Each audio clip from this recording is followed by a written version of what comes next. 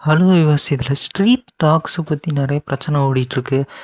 அதை பற்றி தான் பேச போகிறோம். அதாவது இந்த நாய்கள் நிறைய தெரு நாய்கள்லாம் உருவாயிருச்சு போல இருக்குது. அந்த சென்னை சிட்டின்னு நினைக்கிறேன், அந்த சைடில் நினைக்கிறேன். ரோட்டில் போகிற வரவங்கள கடிக்குதுன்னு சொல்கிறாங்க. எனக்கு பொறுத்தளவுக்கு நாய்களை பொறுத்தளவுக்கு என்ன அப்படின்னு பார்த்தீங்கன்னா, பெரும்பாலும் நாய்கள் பார்த்திங்கன்னா, நாய்கள்னால் எனக்கு ரொம்ப பிடிக்கும். அதுங்க வந்து ஃபஸ்ட்டு வந்து இப்போ என்ன பண்ணுன்னா குலைக்கும். நம்ம அமைதியாக இருந்துக்கிட்டோம் அப்படின்னா கொஞ்சம் அந்த நாயை அட்டாக் பண்ணக்கூடாது, அப்படியே ஓடிடவும் கூடாது. ஓடினாலும் அது துரத்த வாய்ப்பு இருக்குது. அப்படியே லைட்டாக அந்த நாயை விட்டு லைட்டாக அப்படியே நடந்து அப்படியே போயிடணும்.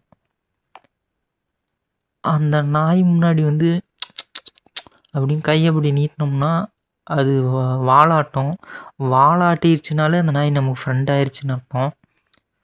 பெரும்பாலும் நாய்கள் குலைக்கும், கடிக்காது. ஒரு 90% ஆஃப் நாய்கள் குலைக்கும். ஓடினா துரத்தும், நீங்கள் அட்டாக் பண்ணாமல் இருக்கணும்.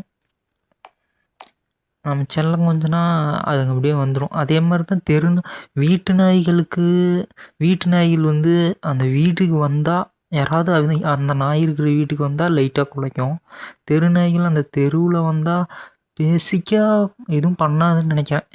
ஏன்னா வீட்டு நாய்கள்லாம் வீட்டையே பாதுகாத்துக்கிட்டு இருக்கும். அந்த வீட்டு சைடு யாராவது வந்தால் குலைக்குமே தவிர, தெரு நாய்ங்கள்லாம் எதுவும் அதெல்லாம் பண்ணாது. இப்போ தான் ஏதோ பிரச்சனை இருக்குது அப்படின்னு சொல்கிறாங்க. அப்படி இருந்தால் அதை செல்லம் கொஞ்சங்க அப்படி சொல்லி செல்லம் கொஞ்சங்க. அது வாலாட்டிச்சுனாலே நம்ம ஃப்ரெண்ட் ஆயிரும். இந்த மாதிரி நாய்களுக்கு அதாவது ஃபுட்டெல்லாம் கொடுக்கலாம், நல்லா இருக்கும். ஏதாவது மிச்சம் மீதி இருந்தால் சும்மா அப்படி பிஸ்கெட் தூக்கி போட்டால் பாவம் சாப்பிட்டுட்டு இருக்கும். நானும் வேலைக்கு போன டைமில் கம்பெனியில் பிஸ்கெட்லாம் கொடுப்பாங்க, அதெல்லாம் நாய்க்கு போட்டிருக்கேன். ஒரு 2-3 பிஸ்கெட் நாய்க்கு போட்டிருக்கேன்.